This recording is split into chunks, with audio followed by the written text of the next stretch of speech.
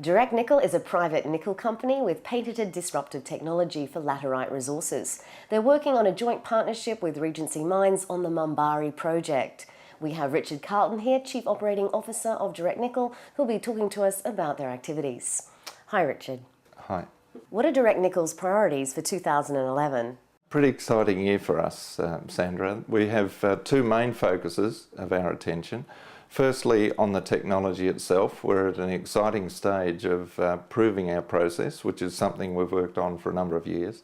And the second one is to do with our work with Regency on the Mumbari deposit in New Guinea, where we'll be commencing a resource drilling program. What attracted Direct Nickel to working with Regency Mines on the Mumbari project? Well, the size of their resource, the fact that we had done a review of all the laterite resources available in the world that weren't being mined.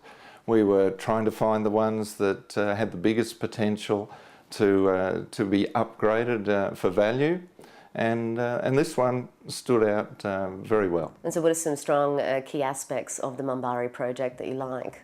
The potential size of the deposit is one of the bigger ones in the world. It's at its very early stage as far as drilling it out. It's not proven by any stretch of the imagination, but we like the potential.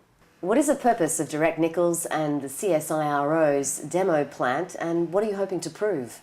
Okay, CSIRO in fact is the base for where our laboratory is based in Perth.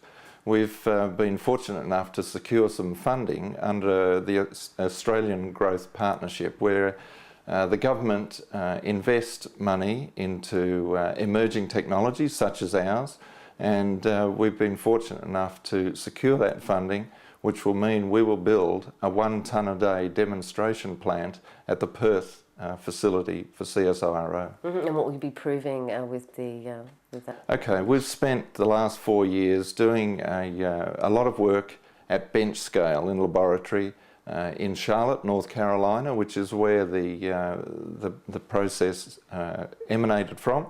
And we've now, with our people being over there learning the technology, transferred that to Perth, and we're now building something of a reasonable size, because it's been something that those that we've sought to have invest in us have always looked and said, you haven't proven this, you haven't shown it at a reasonable size, you need to do that. So we believe at 1 tonne a day, this demonstration plant will effectively put a tick in that box. And then what would happen after that? Well, we think then that's the basis to go forward with a formal feasibility study to prove up the economics of the first commercial plant. Okay, and the timescale that may be involved? Well, we're looking at this, by the end of this year, having the demonstration plant complete. Then, of course, you need to do the economics on the particular deposit, and that could be some time after that. Now, when you talk to people about the Direct Nickel technology, you meet with some skepticism. What sort of skepticism do you have? That's a given. We really do have a lot of skepticism, and that's fine.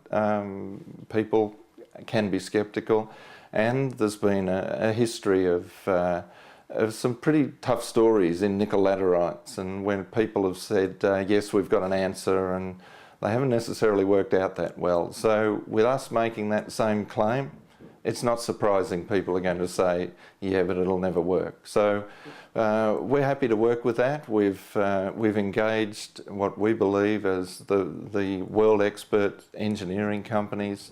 We're working through our technical program to tick off the things that we know still need to be proven. We're not blind to that as well. But I'm pleased to say that the last 4 years we've been putting ticks in all those boxes, and we haven't come up with any red flags to us that say there's something we just haven't thought of and we don't think we can solve. And you don't think there's a lot of competition in the market for competing technologies? Well, we think there'll be a number of people always sort of trying to succeed. We're not aware of anyone that is as far advanced in proving an alternative to what's sort of currently out there as the known technology. What is some background information about Direct Nickel? Okay, well it started quite some years ago, and when people look at it and say this is completely new and novel, in fact the chemistry itself has been used successfully commercially in the United States for a lot of years. The inventor of the key part of the process, Bill Drinker, in Charlotte, North Carolina, in fact was using this on extracting, on recovery of waste metals.